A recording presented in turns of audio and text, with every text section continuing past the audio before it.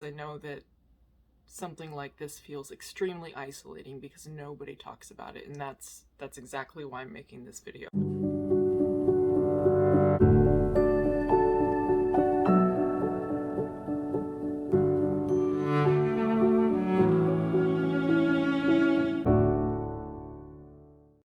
Okay. I just need to do this. Every time I sit down to start this video, I stop because it's hard to talk about, and I just keep feeling like I'll eventually get to it, but at this point I really need to say what I've been wanting to say. For those of you that are new here, my name is Stephanie. My husband Cameron and I were expecting our first baby together last year, a girl whom we named Kaya, and unexpectedly at 37 weeks gestation, she passed away. We had a full-term stillbirth. If you found yourself watching this video and you are currently pregnant and worried about the risk of stillbirth, I do want you to know that it is a very rare thing that occurs. About 1 in 160 pregnancies are affected by stillbirth. That sounds like a lot, but it comes to about 1% of the population. So your overall risk of suffering what I have suffered is very low. I just wanted to get that out of the way.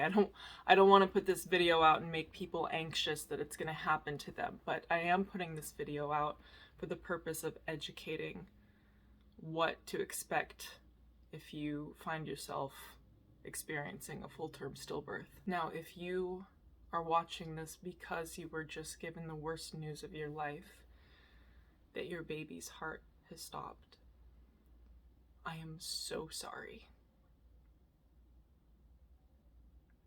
There's nothing that's gonna make it better, and I'm so sorry that you are experiencing this. It's been the worst experience of my life. I'd say, hands down, worst experience. And if you're experiencing this right now, all I can say is I'm so sorry. For the past almost 6 months, I have been documenting my grief on this channel with regular weekly vlogs, and also my journey through trying to conceive after a devastating loss. It is my hope that if I share my journey through this difficult process, that I might help give other families hope and bravery, and just so they feel less alone, because I know that something like this feels extremely isolating because nobody talks about it, and that's exactly why I'm making this video, because there is not a whole lot of information on what to expect with a full-term stillbirth, and there are a lot of things that I wish I had known so that I would be better equipped to deal with some of the graphic things that I saw that have haunted me and given me PTSD. So I'm just gonna jump into it right now. I would say by far the thing that probably gave me the most PTSD that I had no idea was a part of stillbirth was something called skin slippage. Most people in my life know my daughter to look like this. This is a photo I took of her with my cell phone, and my sister-in-law retouched her so she looks, like a normal newborn baby that's just sleeping. But what you don't see in this photo is that she had skin slipping off of her fingers, and the skin around her mouth had slipped off. Also around her eyes and around her nose, it had slipped off. And the only time that doesn't happen is if your baby dies during labor.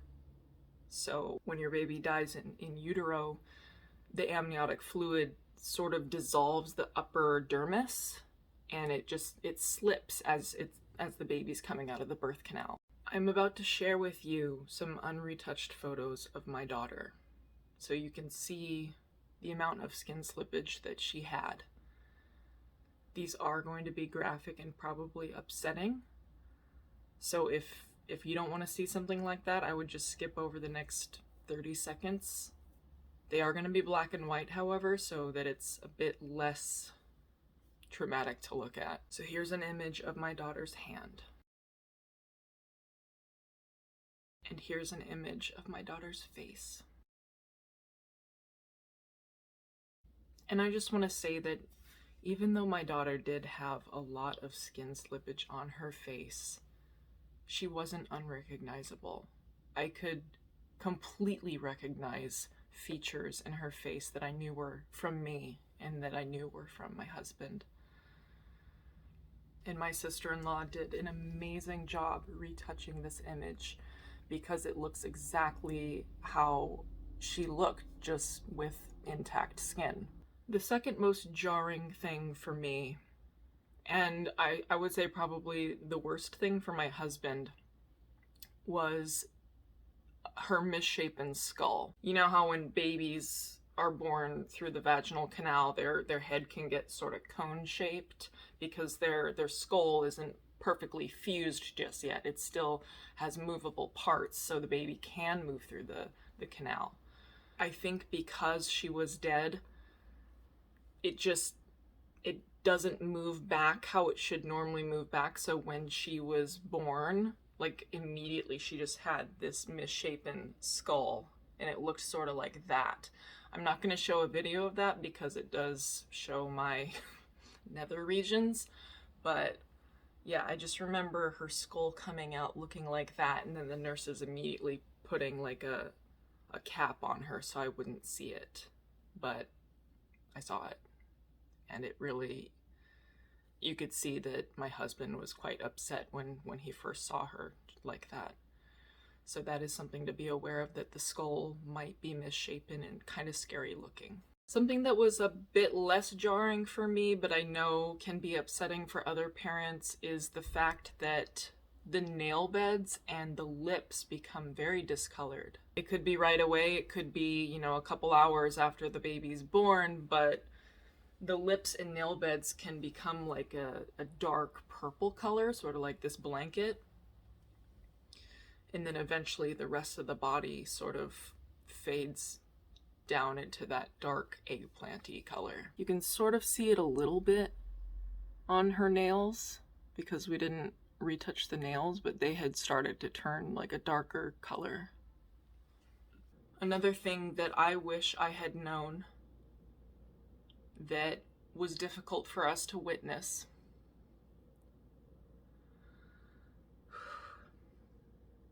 At some point, their nose starts bleeding. It doesn't matter what position they're in, their nose will just start having blood leak out of it. And that's very, very hard to look at.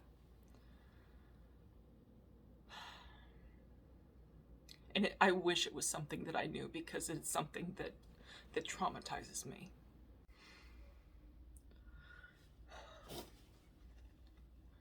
Sorry.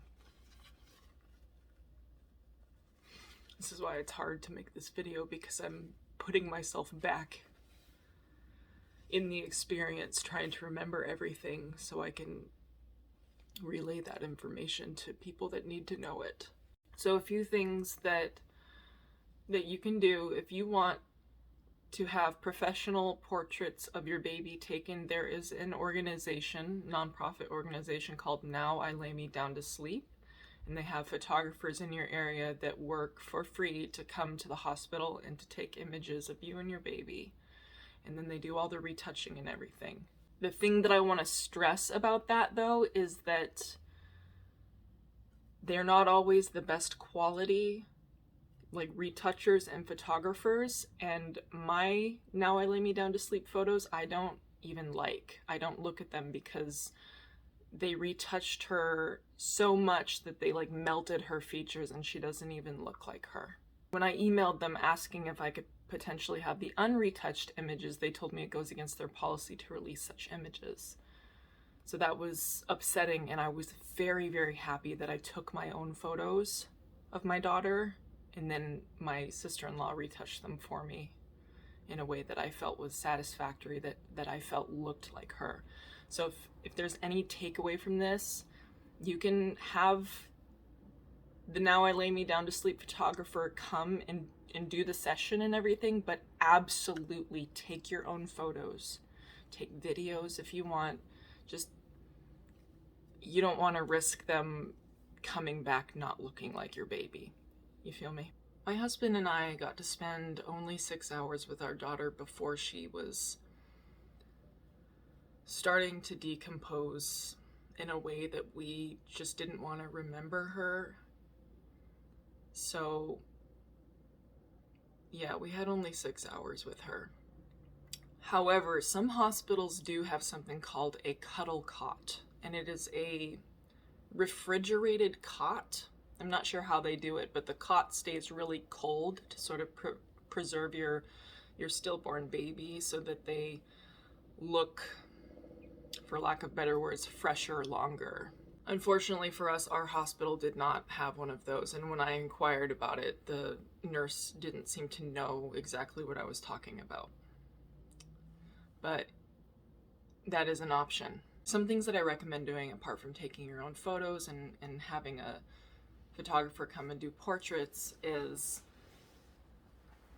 take your baby's outfit that you intended to take them home in. Take that to the hospital. Dress them up.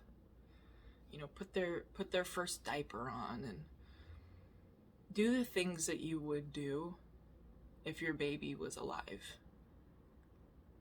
Look over their body, look at their hands, and, you know, find all the features that belong to you or your partner. And I found those things to be quite comforting. Something else that you can do besides booking a photographer and dressing your baby in their outfit and putting on a diaper and everything is you can get some clay molds to do like hand and footprints. I highly recommend that. We made one for ourselves and then one for our closest family members. So on July 11th, I got out of bed and I felt like my belly was flaccid.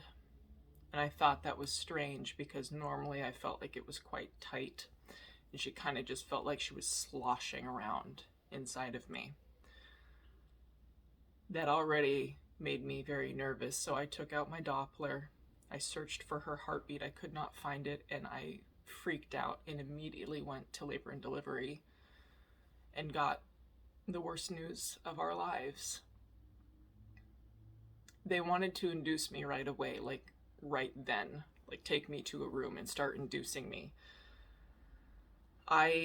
I'm so glad I said, you know what, I can't do this right now. I want to come back tomorrow morning, because I was able to go home, collect the things that I wanted. We were able to arrange for a photographer to come, even though those photos didn't work out for us. And my sister-in-law was able to drive 9 hours from Utah to come be with us. And she took a lot of videos and photos of the whole process that I will treasure forever. So that's something to think about, that if this happens, maybe wait until you're able to collect things that you want for the whole process to make it special. I do know some people choose to wait to go into labor naturally. I personally wouldn't recommend that, because the longer the baby stays in the womb, the more likely they are to come out looking, to put it bluntly, they're decomposing inside of you like right away. So they're not going to come out looking very fresh. I have also heard of some moms opting to do a C-section because they just don't want to go through the whole labor process, and that's totally understandable. For me, I really just wanted to go through the motions and feel everything that I would have felt had I given birth to a living child.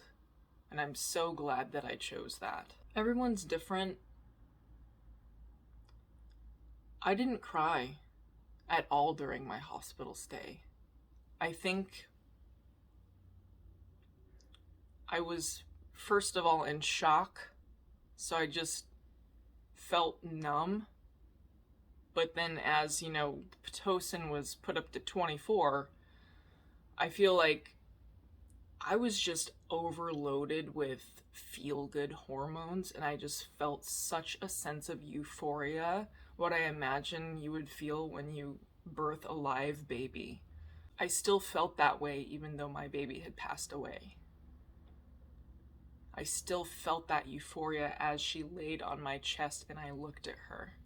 She was the most beautiful thing I had ever seen. Now, something else I wanted to talk about is the hospital itself. Your team will try to put you in an area of labor and delivery that is nowhere near any other patients. So they did that for us, and I did not hear any babies crying. I didn't hear other patients. I didn't hear anything, which I was so grateful for. They will place a card of a fallen leaf on your door.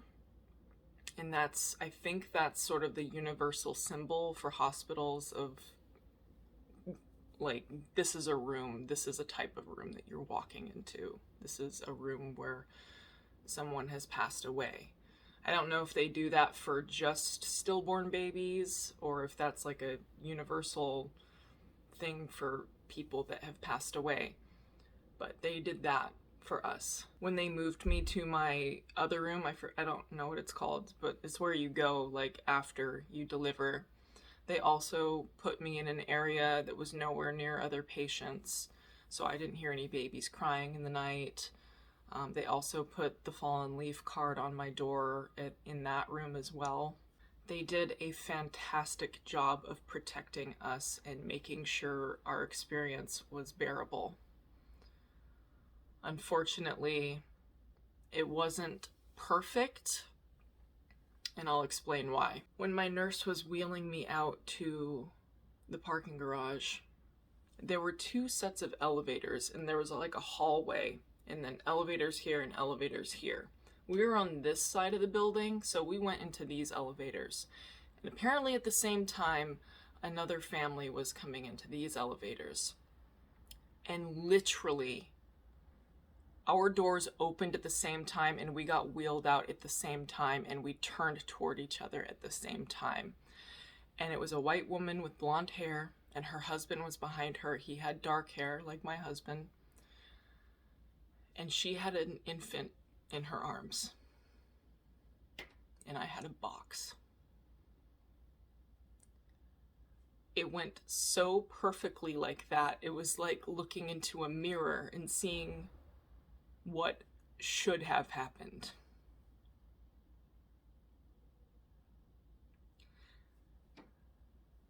And the image of that haunts me still. My nurse didn't say anything, but she knew, oh shit, this is something that's going to be triggering. So she like moved me faster so we were in front of that family. But it did take a while to get our car back, so they got wheeled out right next to me anyway. And that was like probably the hardest part of leaving the hospital, aside from, leaving without my baby, was seeing a couple that looked so much like us leave with their baby. As far as the days following the delivery of our daughter, my husband took time off work, and for the first 4 days we just laid in bed and cried together for 4 straight days. I want to say he took a little under 2 weeks off. But I think for him, he needed to get back to work. Like the distraction of work helped him a lot. For me, there wasn't much that I did for the first month and a half, except take care of my body and grieve. I had started an Etsy shop while I was pregnant with her, and I named it after her. The 2 names that we came up with before we found out she was a girl was Kaya and Kieran.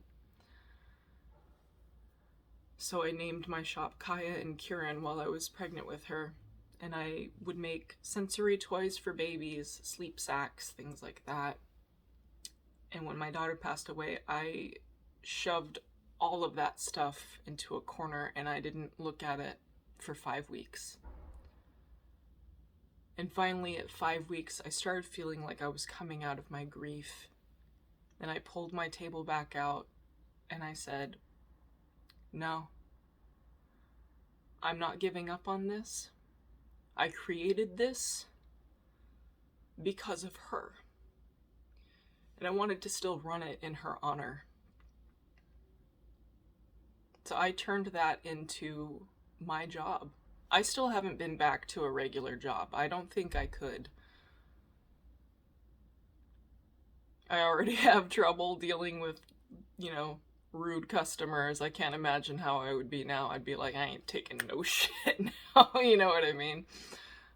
So that has been my job. I have quite a few friends that have lost babies, whether it was in utero or in infancy.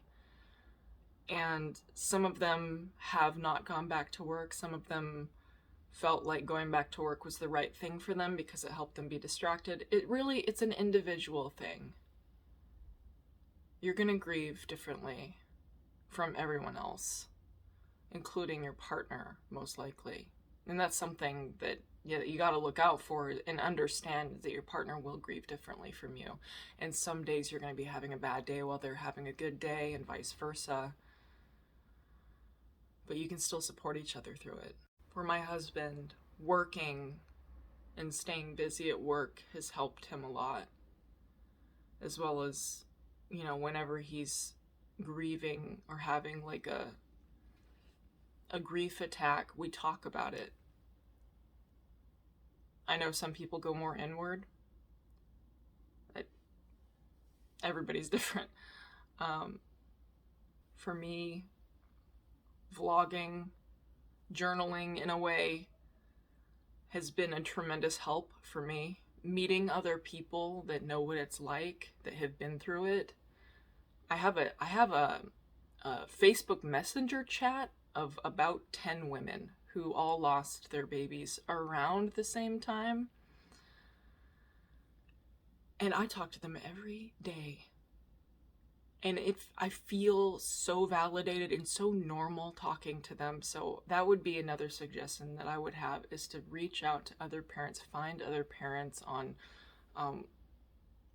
Facebook groups. There's one called Stillbirth and Infant Loss Awareness.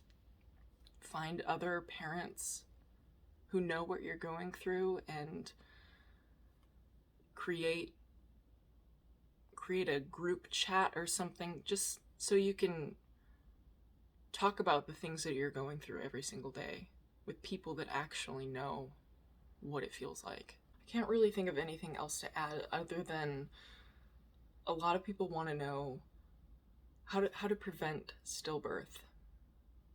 And I don't want anyone to be afraid after what I tell you, but this is the truth. I did everything right. I didn't smoke, I didn't drink, I didn't use drugs. I ate a really, really good, nutritious diet. I slept on my sides. I did everything that a person should do. I paid attention to her wake windows and her sleep windows. I knew how active she was at what different times. The thing that I now look in retrospect at and think was a sign was the fact that the day before she died, she was active outside of her usual wake windows. She was always asleep in the mornings, like 10 a.m. to noon. And that day she was going nuts. From 10 to 12, she was just outrageously, violently moving. And I thought it was because she didn't like when I wore pants, and I had worn pants that day. And I was a little concerned, like, this feels a little aggressive.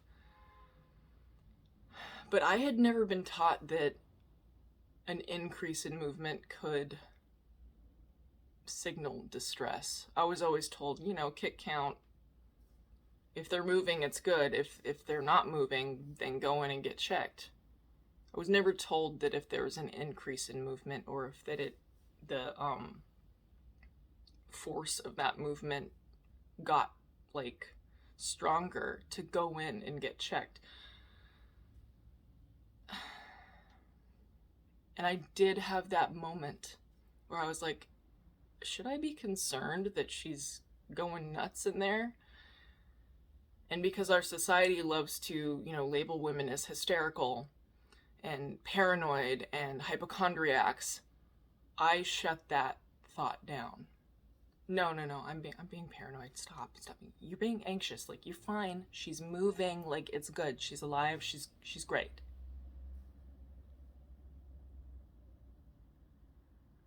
And I'm pissed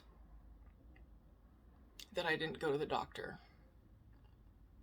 and trust that little inkling that something might have been wrong. So pretty much the best thing I have to say to prevent stillbirth, other than doing, the usual things that you should do, sleeping on your side and not smoking and doing bad things,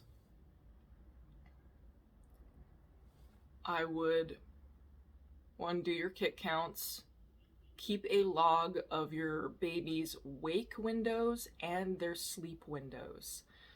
If your baby deviates in any way, where they move during a sleep window or they're not moving during a usually active window, go into labor and delivery. If you feel like your baby is moving erratically or feels like, wow, this is way stronger, and it's normal for a baby to get stronger, but it's like a gradual, when you build up strength, you get a little bit stronger and stronger and stronger. It's gradual. With Kaya, it was like her normal kicking was hard for me to deal with at night, but that morning, the day before she died, it was unbearable. It was so strong. It was definitely stronger than she had ever been kicking me before.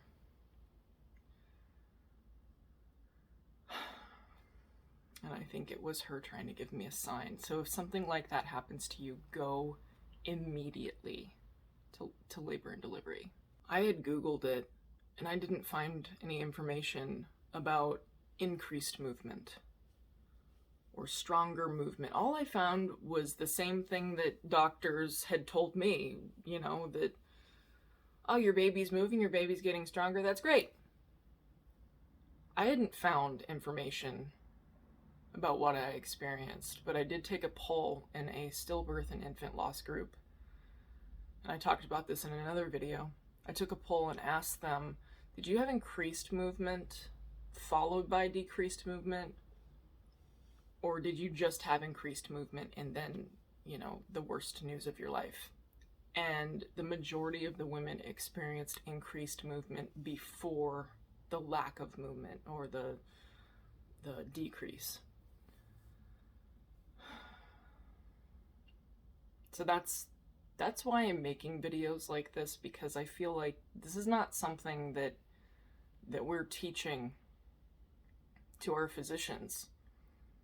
I know other people from other countries. I had some people from Sweden and Australia commenting saying, wow, this is like common knowledge with midwives, that any change, increase, decrease, moving outside of their, typical wake windows, this is common knowledge and something that we teach our patients. And I'm just kind of wondering why it's not being taught to patients in America. At least it was never taught to me. One of the reasons I think is that our society, and this is something I was talking to my RN friend about, our society hates thinking about death. Our society just puts on blinders to it, and let's put that away, and we put our old people away into homes so we don't have to look at them, so we don't have to think about us deteriorating into that. We don't think about our mortality the same way that other countries do. I think, anyway. Our society has such blinders on to death that when it happens, we're blindsided. And a lot of the stuff that women need to know about infant loss and pregnancy loss is stuff, oh, shush, don't talk about that. We don't want to scare mothers. We don't want to make them anxious. They're already anxious enough. Let's like put that away. The problem with shoving these things away into a corner so nobody has to look at them or think about them is that nobody is educated. Nobody knows what to look for. And more babies die as a result. I remember Mama Dr. Jones talking about America having the highest infant mortality rate and highest neonatal death rate in the developed world.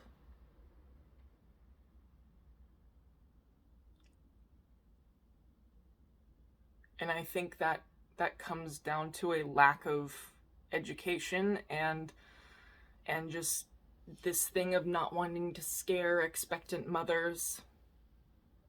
And it's not right. And I feel like we need to open a dialogue and talk about this. And my daughter should be here. She was perfect in every way. There was nothing wrong with her chromosomally, nothing. And though, pathology on her placenta and cord came back normal, something obviously happened. And I wish I had known the signs. I truly do. I wish I had been educated. But I did talk to my OB after the fact at our 2-week follow-up appointment, and I asked him, could this increase in movement have been related? And he was like, oh, no, I've never heard of that. Only when you have like a decrease in movement would you, be concerned. Obviously not. If other countries are saying like, look out for these signs, I think a lot of expectant parents kind of wonder, what happens next, and is this going to happen again? And the risk of a second stillbirth happening is very low, about 1%. And I understand that's, still a risk. I have heard of it happening to other parents, and I'm not saying that to scare you, but it is a reality. Some people do have multiple stillbirths. However, there are a lot of steps that your care team can take to make sure that this doesn't happen again. My OB wants me to take a low-dose aspirin. I don't even know why. I don't have any clotting disorders. We tested for all of that, so I don't know. But a lot of high-risk patients do end up taking low-dose aspirin, and for some reason it helps. I don't know the exact medical stuff behind that, but that's something that my doctor wants me to do, and most likely would have you do as well if you've had a stillbirth. Another thing that we'll be doing is weekly biophysical profiles and non-stress tests. So an NST is basically like they put a monitor on your belly, so they monitor for like contractions, they monitor for baby's heart rate, and I think they give you some kind of a clicker that every time your baby moves you click it, so then it counts how many times your baby moves based on what you're clicking, and it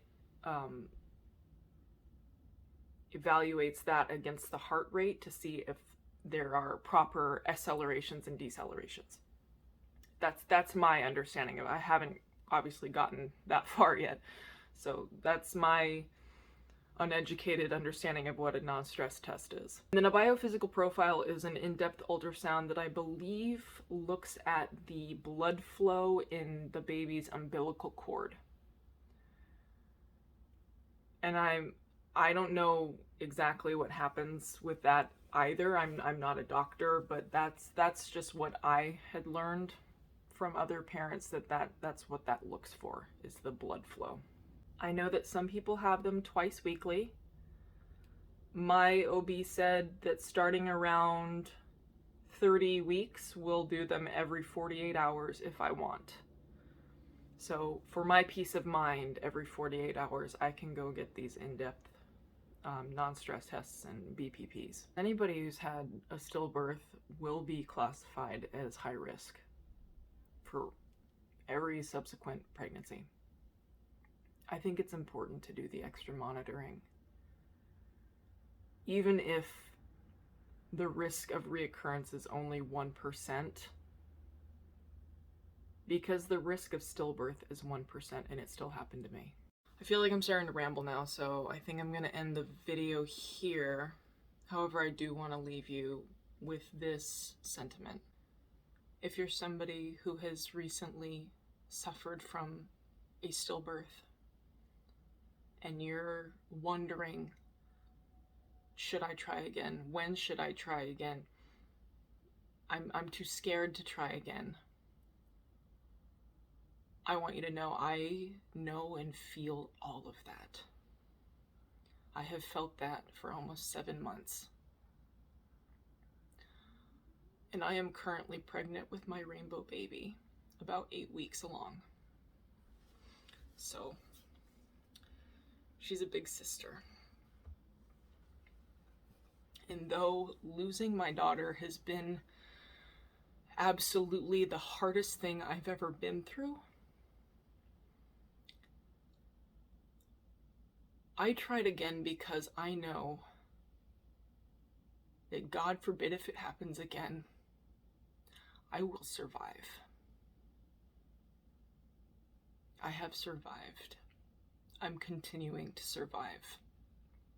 I might not be thriving right now, but I know one day that I will. And if I can do it, you can do it too.